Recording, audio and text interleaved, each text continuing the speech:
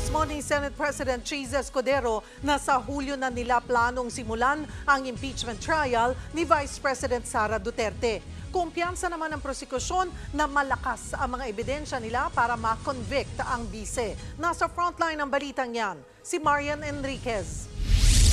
Wala raw balak ang Senado na humiling ng special session kay Pangulong Bongbong Marcos para umusad na agad ang impeachment trial ni Vice President Sara Duterte.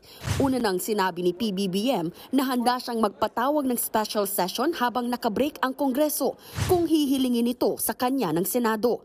June 2 pa kasi pagkatapos ng eleksyon, magbabalik sesyon ang Kongreso. Pero ayon mismo kay Senate President Cheese Escudero, posibleng Hulyo na nila simulan ang impeachment trial. Most likely when the new Congress already enters into its function, that means after SONA. SONA, I think, is on July 21. So trial will commence after that date. Una nang sinabi ni VP Sara na naghahanda na rin ang legal team niya, pero wala raw siyang balak dumalo sa impeachment trial kung di naman kailangan. She's free to say what she wants.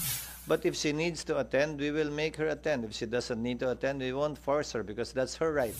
Habang wala pang pinal na petsa kung kailan sisimulan ng paglilitis, puspusan na ang paghahanda ng mga mambabatas na tatayong prosecutor laban kay VP Sara. Nagpulong na sila at pinag-usapan ang 7 articles of impeachment at kung ano-ano ang posibleng ebidensyang ipipresenta nila. Division of work lang muna. Kasi yung mga possibilities po, mga legal arguments po, like for example, paano pag nag-resign? So ano ang stand natin? So, siyempre, pinag-uusapan. Plano ring ipasabina ng prosecution team ang mga bank record ng Vice-Presidente.